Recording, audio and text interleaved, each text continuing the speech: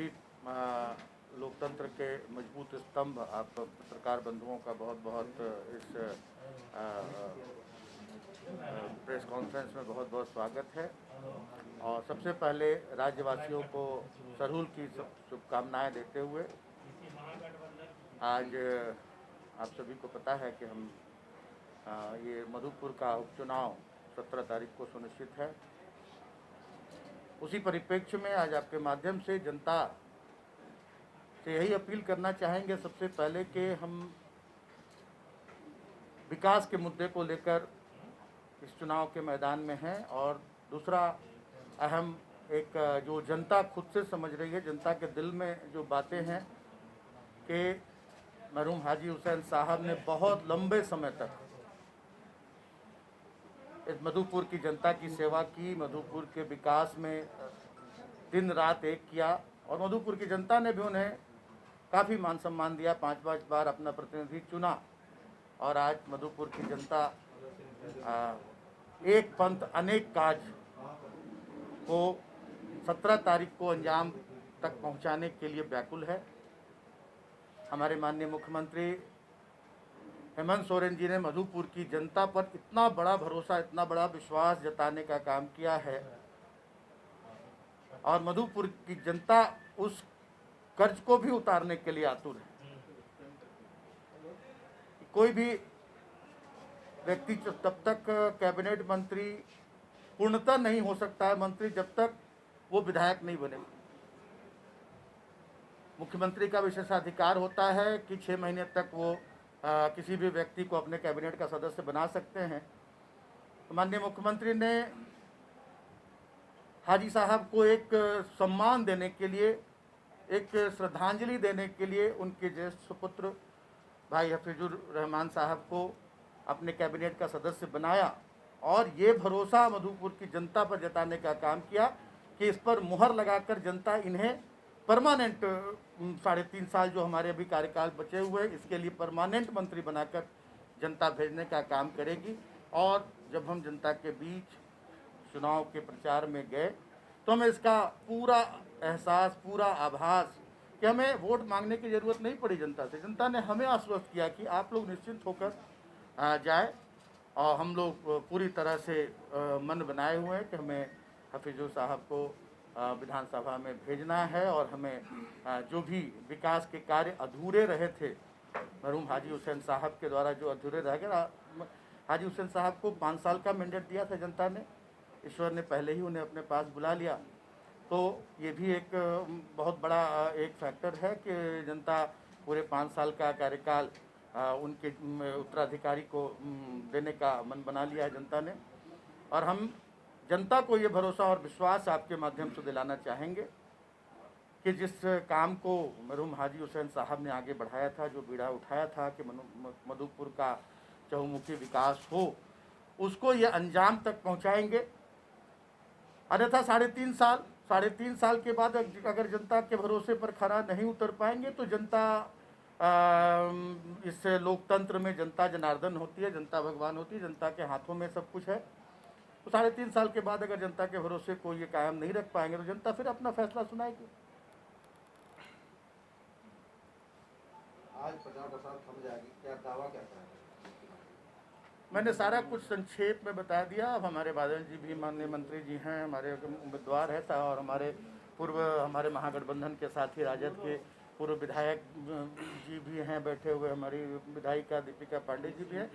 मैं इतना ही कहना चाहूँगा कि मधुपुर की जनता बहुत समझदार है, बहुत जागरूक है, किसी भी बहकावे में नहीं आने वाली, किसी भी जाति धर्म संप्रदाय के भ्रम में नहीं आने वाली। मधुपुर की जनता विकास के नाम पर मतदान करेगी, माननीय हेमंत सोरेन जी के कुशल नेतृत्व के नाम पर मतदान करेगी और हमारे भाई हाजी हफीजुर रहमान साहब को भारी मतों से विजयी बनाकर और अपना प्रतिनिधि चुनकर विधानसभा में भेजने का काम करेगी।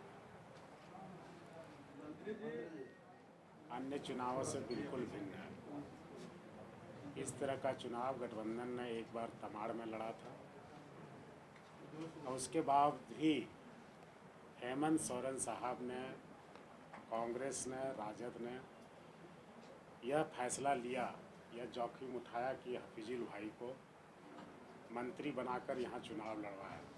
हम जानते थे कि ध्रुवीकरण होगा, भाजपा भी अपनी चाल खेलेगी, एनडीए भी अपना चाल खेलेगा।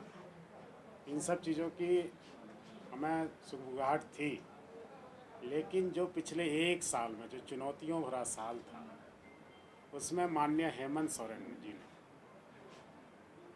जो प्राइवेट कंपनियां यहाँ काम कर रही है, उसमें यहाँ के युवाओं को 75% रोजगार देने का काम किया। जो इस गठबंधन की सरकार ने 9,07,000 किसानों के कर्ज माफ़ी का शुरुआत किया। जो 20 साल झारखंड बने हुए हो गए, पिछड़ों का आरक्षण 14% से 27% करने का ऐलान किया, और इस तरह के 15 लाख नए राशन कार्ड बनवाए गए। मज़दूरों को यहाँ लाने की बात हो या माइग्रेंट लेबर्स को सुविधाएं देने की बात हो, इस पर जनता ने बेरमो की उपचुनाव और दुमका के उपचुनाव में इस सरकार को मुहर लगा दिया था। अब मधुपुर की बारी है। हाजी साहब को जो सम्मान यहाँ की तमाम जनता ने दिया, और उस हाजी साहब के नहीं रहने के बाद जनता ने इस चीज़ को महसूस किया। एक्चुअली यहाँ पर जनता के बीच में आप जाएंगे तो वो कहते थे कि हाजी साहब गार्जियन थे।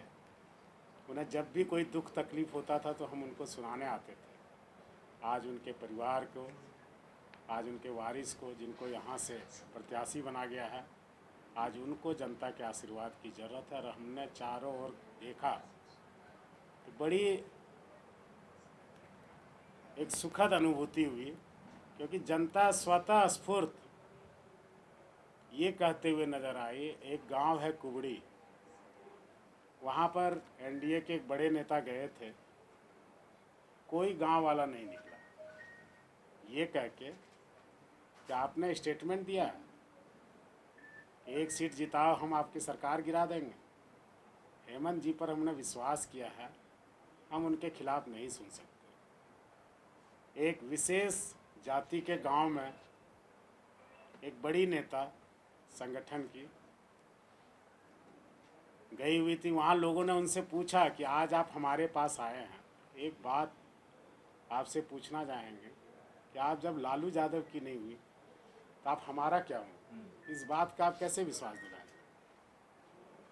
एक विशेष गांव में इसी तरह जब एक बड़े नेता एनडीए के दौरा कर रहे थे तो गो बैक के नारे लगे। ये कोई प्रायोजित नहीं थे, स्वतः स्फूर्त थे। मधुपुर की जनता ने, जो हेमंत सोरेन ने विश्वास किया है यहाँ के जनता पर, तमाम नेगेटिव बातों को साइड करते हुए इससे यह साबित कर दिया कि जिस षड्यंत्र के सहारे वो चुनाव में आना चाहते थे, उनकी सारी रणनीति को यहाँ की जनता ने नकार दिया है। हाजी साहब की जब अंतिम यात्रा थी तो उसमें जो भीड़ उमड़ी थी वो श्रद्धा की भीड़ थी, और वो श्रद्धा आज क्षेत्र में भ्रमण के दौरान देखने को मिल रही है। उम्मीद है कि मधुपुर की जनता का आशीर्वाद हफीजुल हसन अंसारी जी को मिलेगा। हाजी साहब का सम्मान यहाँ की जनता रखेगी, और माननीय हेमंत सोरेन जी के विश्वास को अटूट रखने का मन बना चुकी है। कुछ ही घंटे बाकी हैं चुनाव में। मैं उम्मीद करता हूं कि शांतिपूर्ण तरीके से यहाँ की जनता मतदान करेगी। हम सभी एक दूसरे का सहयोग करें, किसी भी तरह का भेदभाव या फिर द्वेष वाली बात ना हो। मतदान सबका है, सब शांतिपूर्ण तरीके से करें, और जो भी उम्मीद लोगों को हाजी साहब ने सपने दिखाए थे, वो सपना पूरा करने का भरपूर प्रयास गठबंधन की सरकार करेगी। माननीय मुख्यमंत्री हेमंत सोरेन जी करेंगे, और पुल का काम, ब्रिज का काम हमारे प्रत्याशी मंत्री हफीजुल हसन भाई करेंगे। कहते हैं हमेशा जनता के बीच, हम आज चुनाव के समय ही जनता के बीच नहीं, मैं बार बार कहता हूँ कि हमारे कार्यकर्ता से लेकर हमारे माननीय मुख्यमंत्री तक 24 घंटे 365 दिन जनता के बीच रहते हैं और हमें जनता पर पूरा भरोसा है और जनता का हम पे भरोसा है। हमारी सरकार के कुशल नेतृत्व पर भरोसा है और हम निश्चित रूप से एक बड़ी विजय के रूप में बढ़ रहे हैं और जनता उस पर मुहर लगाएगी 17 तारीख। दीपक प्रकाश जी ने एक प्रेस कॉन्फ्रेंस किया है, उन्होंने कहा है कि इरफान जी के द्वारा जो कृत्य किया गया है उसका नुकसान उनको भुगतना होगा, चुनाव के समय वो मंदिर जाकर के गलत किया है, इस पर क्या कहेंगे?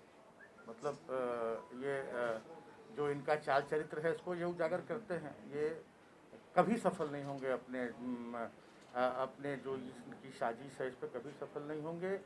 मधुपुर की जनता एक साथ एक सुर में चलती है और कंधे से कंधा मिलाकर, चाहे हमारे हिंदू मुस्लिम सिख ईसाई सभी लोग एक थाली में खाना खाते हैं, एक साथ रहते हैं, एक साथ उठते हैं, एक साथ बैठते हैं। इनके पास कोई मुद्दा नहीं। हम तो पहले ही से कहते आ रहे शुरू से ही कि इनका एक ही अस्त्र है कि फूट डालो, राज करो, हिंदू मुसलमान कराओ, जाति धर्म का विभेद कराओ। लेकिन इनकी दाल अब नहीं गलने वाली। सिर्फ मधुपुर के परिप्रेक्ष्य में नहीं कह रहा हूँ, मैं पूरे देश के परिप्रेक्ष्य में कह रहा हूँ कि अब देश की जनता इनके चाल चरित्र को जान चुकी है और इन्हें करारा जवाब देने के लिए तैयार बैठी हुई है। मंत्री जी, मुख्यमंत्री काफ़ी संवेदनशील हैं और हम लोग देखने का भी मौका मिला जब ट्रेन और हवाई जहाज से आप लोगों ने पब्लिक को यहाँ मंगाया।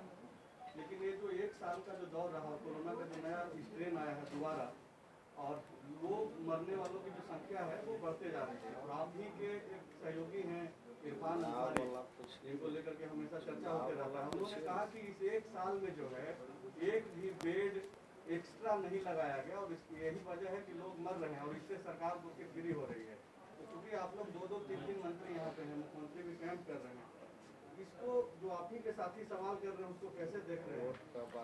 देखिए, सभी जनप्रतिनिधि हैं, जनता के चुने हुए प्रतिनिधि हैं, सभी को अपनी बात रखने का जो उन्हें हक है, अधिकार है।